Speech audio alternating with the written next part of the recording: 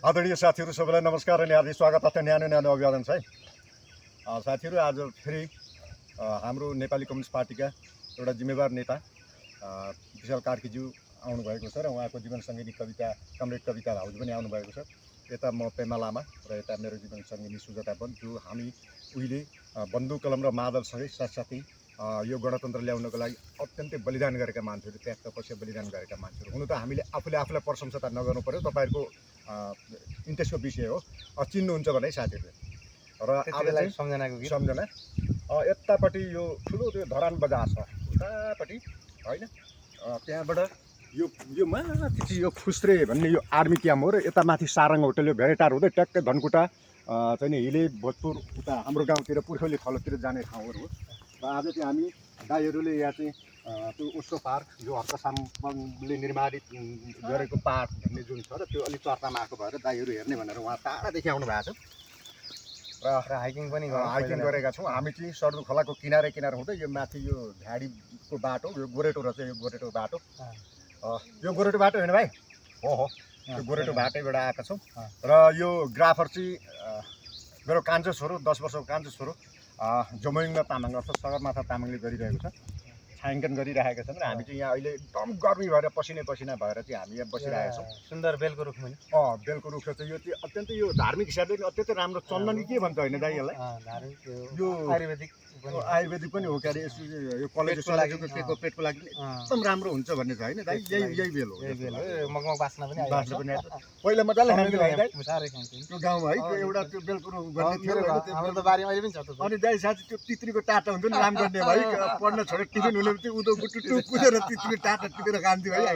दाइले चाक्साला भेट्नु भयो भएन दाइ? भेट्नु है, राम्रो है। त्यति बेला यस्तो दामी हुन्थ्यो त्यो चाक्साला, त्यो गुच्चा खालको मिठाई खानु भयो होइन दाइ? त्यो कस्तो मजाले होइन। हामी माथि बद्री दाईको दोकानमा बेच्थ्यो है त्यो गाउँमा है, बद्री कट्याउ दोकान है। अनि मजाले खाइदियो है। तर दाइ चाहिँ खायो अलिक बुढापाकासँग मात्रै सङ्गत गर्नुहुन्थ्यो होइन कहिले काहीँ। तपाईँको नेचरै त्यस्तो, तपाईँ जेन्टल नेचर हो नि त्यो होइन। हामी चाहिँ अलिक पुरानो ठाउँले खालका थियौँ होइन। ल ठिक छ दाइ, अब यस्तो के गर्ने। ल अब आज के रमाइलो गरौँ त? एउटा गीत हो रक्तिमको एउटा। ल धेरै वर्ष पछाडि सिमली छायामा बसी भरिया लामो सास फेरेको, उमेर भइसक्यो 80 झन्ठुला दुःखले घेरेको।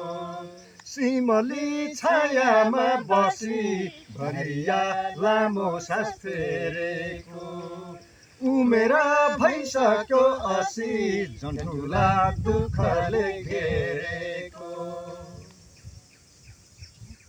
छोराछोरी हुर्के बढे त्यही भारीका भरमा, लाला बाला हुर्के बढे त्यही भारीका भरमा, अझै पनि सुध्रिएन मैलुकीका कर्म, अझै पनि सुध्रिएन मैलुकीका कर्म। वैशाखको धुपमा पनि सुख पाइन मैले, वैशाखको घाममा पनि सुख पाइन मैले, साउनको झरी बादल भन्न पाइन मैले, साउनको भेलबाडी भन्न पाइन मैले। सिमली छायामा बसी भरिया लामो सास फेरेको, उमेर भइसक्यो 80 झन्ठुला दुःखले घेरेको, झन्ठुला दुःखले घेरेको। अरू त थ्याङ्क यू।